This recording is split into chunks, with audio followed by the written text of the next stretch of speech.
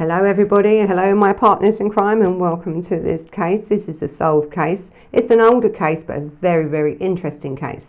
For me, it's interesting because one of his background, his childhood, so you can obviously see there was issues there with this man's childhood. But it's also how he was allowed to continue to be released out, not only from the prisons or from the police, but from psychiatrists. You know, this case is so interesting from that point of view. Now it's an older case, and this is the Carroll Edward Cole case, so Carroll Cole case, and it's I think he died or was sentenced to death on the 6th of December 1985, but he killed people between 1947 and 1980. You know, so it's not that long ago that this man was getting away, literally, with murder.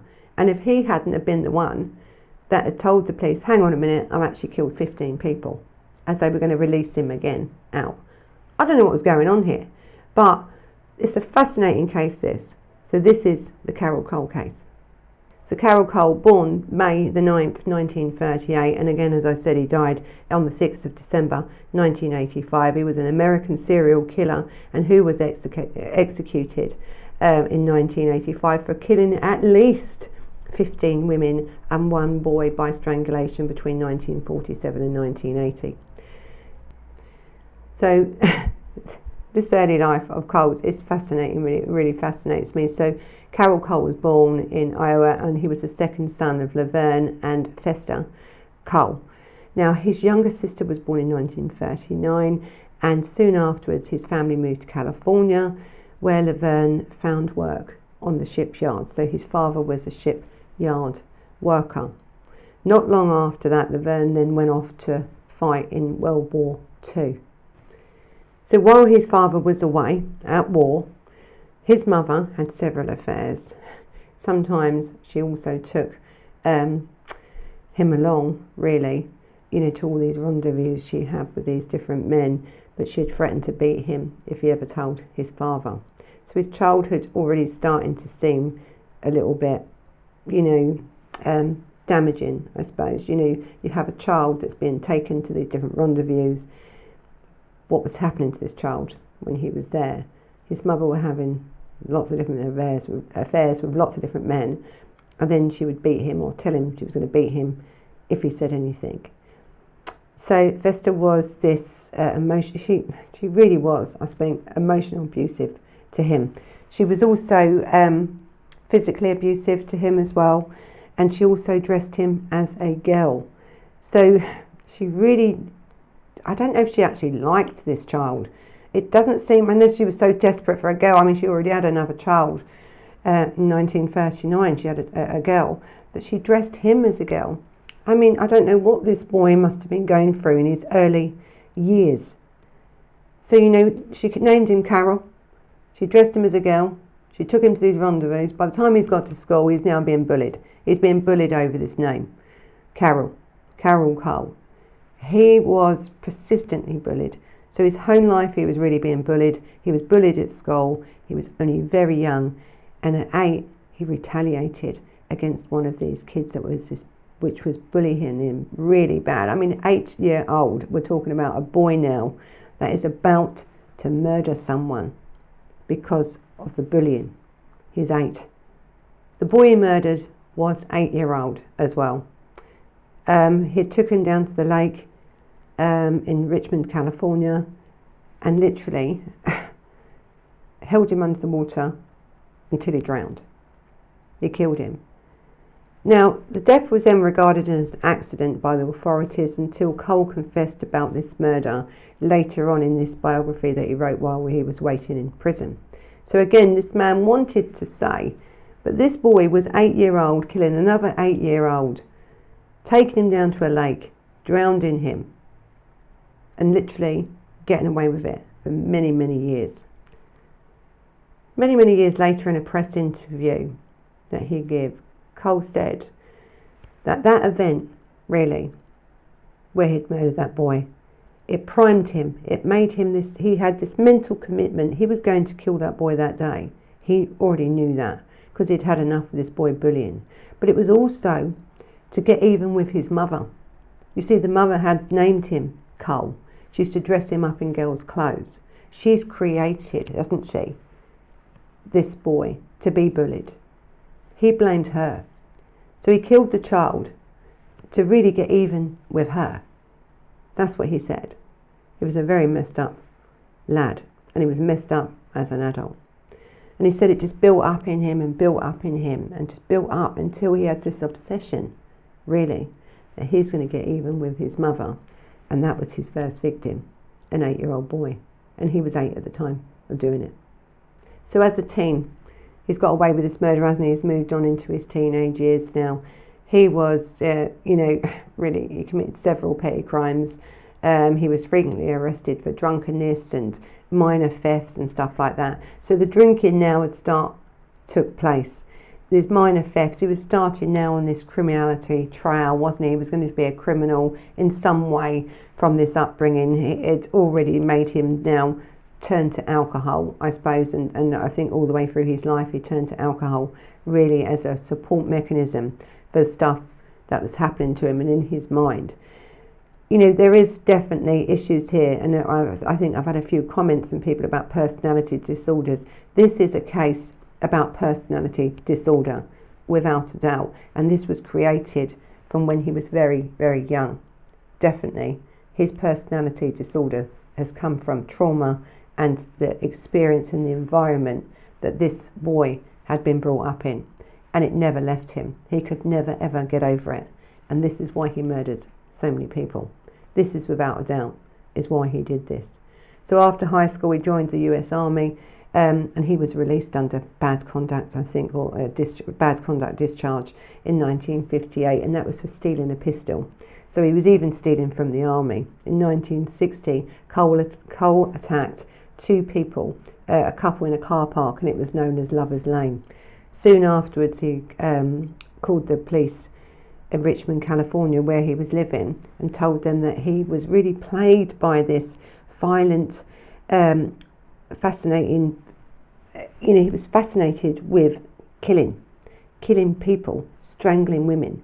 That's all he could think about. He actually rang the police, the Richmond, California police, and told them that. He was crying out for help, wasn't he?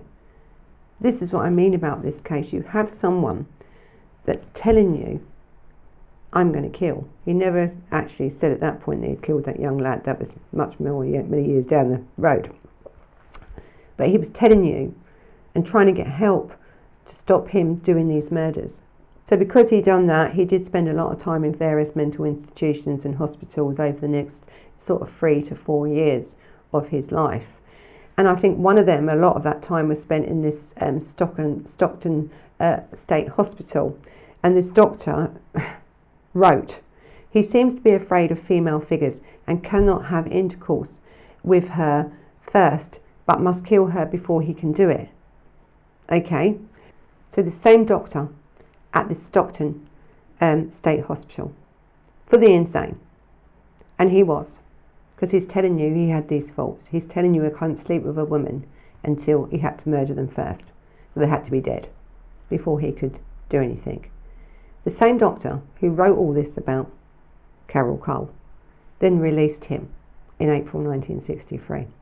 Despite all the hospital staff and other hospital staff really, sort of protesting really and saying that, listen, he's diagnosed, and he was diagnosed then, with anti-personality disorder.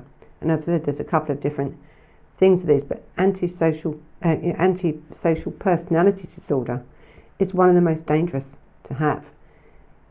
This man was very unsafe to be released. So upon his release, Cole then moved to Dallas, Texas. So now he's left that state and now he's moved to Dallas, Texas, where his brother Richard was living. There he met and married an alcoholic stripper named Billy Whitmore. Though I don't think that it changed his perspective on women.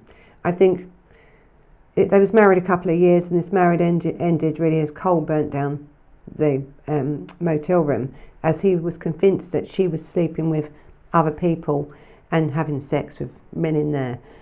So now, as a result of that, where he's tried to burn down this hotel to get to this girl, didn't care who was in there. He was arrested for arson. Again, upon his release from prison, Cole then attempted to strangle an 11-year-old girl. He was arrested and sentenced for 5 years in prison. So even though all this history of him, he's got 5 years in prison. And after the sentence was up, Cole then ended up in Nevada. So now we're going to another state in America, where he attempted to strangle 2 more women. So again, what does he do? Carol Cole then checks himself in to another mental hospital. The doctors there noted this murderous fantasies about him and how all these feelings he wanted, and he told them, I've tried to strangle 2 more women. They've already got history of him in arson and everything else he's done, and an 11-year attack on an 11-year-old child by trying to strangle her.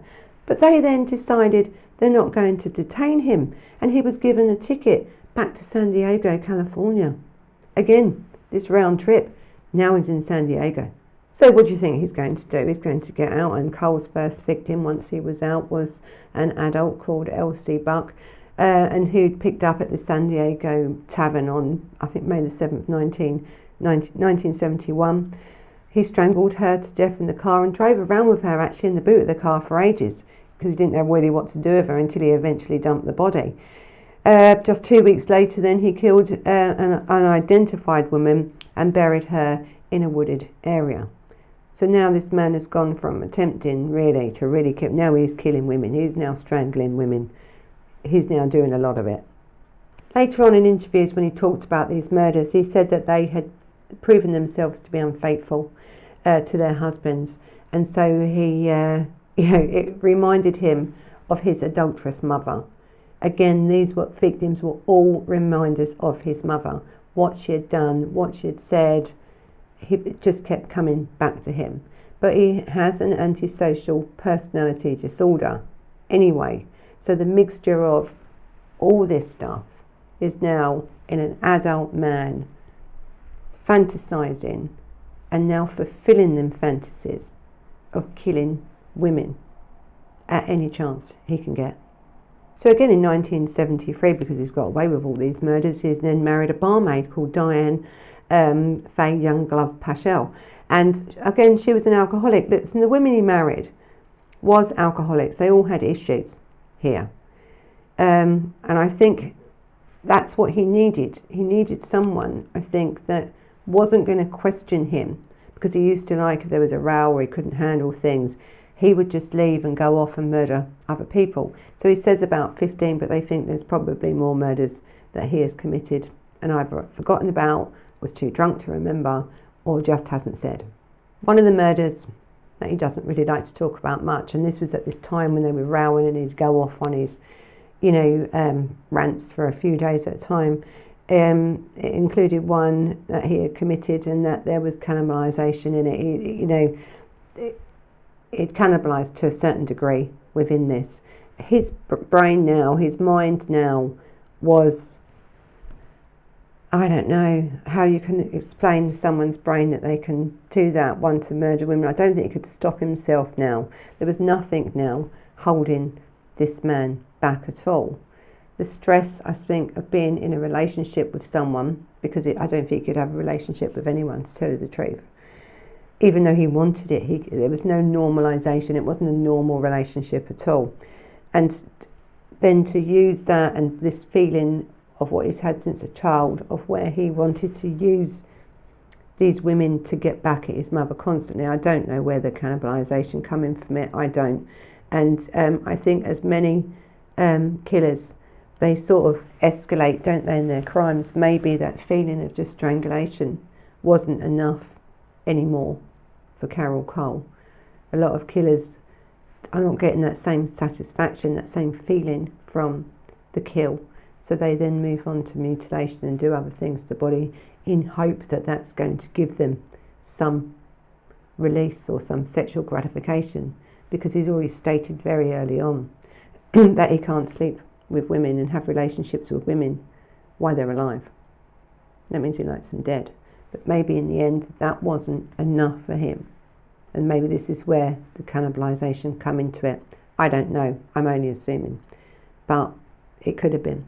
So in September 1979, Cole strangled his wife Diana to death. Well, it was inevitable that was going to happen, wasn't it? She was there. She was in his life. They fought all the time. He just done it. But I don't think we're talking about a person that can love the same way as what we talk about when we're in normal so-called relationships. I think Cole's relationships that he had with his partners were nowhere near to what we would assume as a normal relationship. And he just saw her really then as another person. And I don't even saw her as a person. Because again, he killed her the same as he killed all the others. So this suspicious neighbour called the police 8 days after the murder because he hadn't seen Diana around, and I think there must have been lots of rowing and stuff coming out of this place. So where they found Diana's body, they found her wrapped up and in a blanket and then shoved literally into a closet. Wrapped up, shoved away, that's it. He hasn't even tried and discarded this body, he's just put it in a closet and forgot about it. They decided that she had died from heavy drinking and that Cole was released without charge because Cole, they said, that his wife Diana died from natural causes or from the drink. And so she'd wrapped herself up in a blanket and thrown herself in a cupboard after death. I don't know what these police were thinking at this stage. You have a man, a history, anyway, of criminality, enough to put you under suspicion. But they did nothing. So, again, Cole left then San Diego and started moving around again. So in 1979, Cole met Maria Cashman in a bar in Las Vegas. So he didn't go far, he went from San Diego to Las Vegas. That same evening, the two went to a motel where they had sex. So he says. And then he killed her by strangulation. But he's already said that you can't have sex until they're dead. So it was either sex when he was killing her, or it was sex very close after death with him. Following this Las Vegas killing, he returned to Dallas where he fatally strangled 3 more women in November 1980. 3 more women. So at this point now, the police are thinking, hang on a minute. So Cole was a suspect then. Carol Cole was a suspect then for the second of these killings. And it was also found at the scene of the third. So come on, you've got 3 murders. You know he's been with this girl, the second girl that was murdered, and then he was found at the crime scene, or close by the crime scene of the third. Right, so then he was arrested and held in custody. But then again, the police came to the conclusion that the victims had probably died of natural causes. Again, and Cole was about to be released. I mean, we're only talking about 1980. This man was allowed to roam all different states of America, really. Actually, some of these hospitals and places have literally given him a ticket to leave that state and go to another state and kill women. It's absolutely shocking, this case, from all angles. I think this is the worst case that I've ever heard of, for the absolute incompetence of not only the mental health authorities there and the practitioners within this case alone in that time was shocking. The police, and the prisons for letting this man out and stuff. I think, can you really understand it? I'm going to leave that one up to you because I'm ranting, and I'd rather hear what you have to say about this, because so many people have died because of this man, and they didn't need to. He could have been stopped way before that. It's absolutely shocking, isn't it, really, when you look into this case. This is what I find this case so fascinating. Yes, he's a killer. Yes, he's a serial killer. Yes, he's mentally ill. But it's the rest of the authorities that I think's got issues that should have been answered here. Really. They are the ones. Let's carry on. So anyway, they was about to, rule him out of any suspects, even though, he, as I said before, he knew and he was there and so close to these crimes. And then I think he must have thought, hang on a minute, what have I got to do to get caught? Because in the end, he confesses. He says, listen, I've killed not only them, I've killed about 15. And then they finally arrest him. Finally. But do they believe him? Probably not. Anyway, so he said that Carl had claimed like 14, 15 women over the previous 9 years, although he added that many more. And he couldn't exactly remember how many, because he was usually drunk, as I said before, when he committed all these crimes. So we don't know how many crimes that he has committed. But they finally took this man seriously and arrested him, and that's now when the case sort of broke, really. But with no, it had nothing to do with the police. He gave himself up. And I said to you, that's very rare that any serial killer is going to walk into a police station, especially when you've been arrested under suspicion of murder and they're just about to release you, that you're going to turn around and say, hang on a minute, hang on, I've actually killed 14, 15, probably more in the last 9 years. I was a bit drunk, so I can't really remember them all. I mean, it just doesn't happen at all. Clearly this man is mentally ill. Clearly he is. Because a serial killer which is not mentally ill, would never do that. You would have such a hard time in even questioning a serial killer, because they always think that they know more than you. Carol Cole wasn't like that. He was quite willing to talk. I think he wanted to talk about it. He wanted it over, to tell you the truth. I think he'd had enough. But that's really how they got him and how it stopped, because if he hadn't confessed then, they would have released him out and he would have gone on to kill many, many more. So on the 9th of April 1981, Cole was convicted of the three of the murders that he committed in Texas. He was then sentenced to life in prison at Huntsville Prison, and in 1984 Cole's mother died, and his attitude was reportedly, changed. His attitude then changed totally after his mother died. He agreed then to face other charges, actually, of the multiple murders that he's done, and that was in Nevada. And he knew that if he pleaded to that case of murder, that the possibility of the death penalty would be there.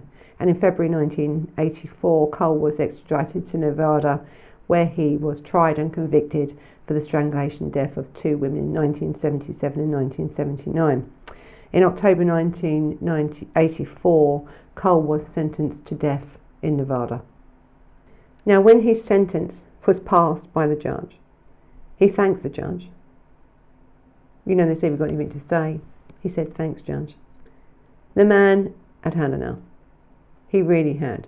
I think the trauma of the childhood, his life from a very early age, and they never say everything, when they talk about their childhoods, some of these criminals like that. He talks about how he was dressed up, how he was made to feel, how he was beaten, how he was abused, how he was psychologically abused, how he was dressed as a girl, how she made him feel and stuff. But we don't really know everything, do we? But we do know that it really affected him. Now, he could have had other issues of mental health from birth, we don't know. But really the traumatic childhood that this man had had, them influences from the environment that he was brought up in from a very early age, definitely impacted on this man. And I think he had just given up by this point. So you had all these then anti-death, penalty, death penalty campaigners, and they included the American Civil Liberty Union, who tried to have his sentence commuted, but Cole protested. He's like, no, I want to die. He didn't want that. And, people are against the death penalty. You have people for it and people against it. You have, perpetrators that don't want to be put to death, do they? Because one, they don't want to be caught. When they're caught, they certainly don't want to be put to death. And I think you have a lot of campaigners because they believe in, okay, we can lock them up in prison and stuff, and serve their crime that way. And they could be right. That's their belief to believe that. But I think when the perpetrator themselves says, no, I don't want you to do this for me. I want to die, because the man had had enough. He'd had enough. He knew what he'd done. He'd admitted everything he's done. He spoke very openly about what he'd done. He wanted to do it. He wanted to die. And Cole was executed by lethal injection at Nevada State Prison on December the 6th, 1985. So this has been the Carol Edward Cole case. A man with definitely severe mental health issues. Definitely. And it's multitude, I think, of issues with Carol Cole. But my issue with this case, as I've said all the way through it, Carol Cole was a serial killer. God knows how many he's killed, really, because he killed a lot, and a lot more than what I think is said in there. But my issue is about these authorities, how he continued and how he's allowed to get away with it. He put himself in mental institutions to get help, to stop him murdering. They didn't help him. You know, we have signs, don't we? People show signs, and we spoke about this in a lot of cases, especially when they have severe mental health. There are signs there. There was more than signs with Carol Cole. He was telling them, I'm going to kill. I want to. I had this fascination with it, of strangling women. But they released him anyway. So anyway, this has been the Carol Cole case. Hope you found this very interesting, this case. I love it, this case. It's a very interesting case, really. I'll leave some links on here to other stuff. But it's an old murder, and I think it's a murder that's been forgotten about because of the issues with the release and stuff of, you know, Carol Cole and, you know, the death penalty and stuff. There was issues around that. But listen, I believe if a perpetrator, we don't have the death penalty in England. I've said this so many times before, we don't. We have very minimal sentences to what America has and other countries have actually in the world. You know, and he knew, but by saying and admitting that crime in Nevada, that he had killed them 2 girls in Nevada, that he was going to be up for the death penalty. And that is a death penalty. That is the law in that state of America. And they upheld their law. And Carol Cole accepted that as his fate. Wanted it, really. So you know what to do. Subscribe, subscribe, subscribe. Thumbs up. Hit this bell. Do whatever you've got to do. You know what to do. You can now follow me on Instagram. You can follow us on Facebook. This will be up on podcast very shortly. So I know a lot of you listen to that. I actually listen to other podcasts while I'm out with the horses and doing different things with the kids. I love a podcast because you haven't got to sit, you can still do. So I love to do the podcast for you, and I literally just put it on. When we get more guests in, I'll do more live ones. But for now, I just edit them a bit and put them on there for you to listen to. Watch us on our new channel, and that is Living Life with Christina. And I think the girls, the kids, Keone and Lexi, are out on their horses this week, and they're also going to wear the body cam, or what we call the horse cam. And so you'll see some footage of that and some other stuff, behind the scenes stuff and that. So thank you for watching. Thank you for subscribing. Thank you for all your lovely comments. I find them absolutely amazing. I love them, and I try and answer them as much as possible. So until the next time, my partners in crime. Bye-bye.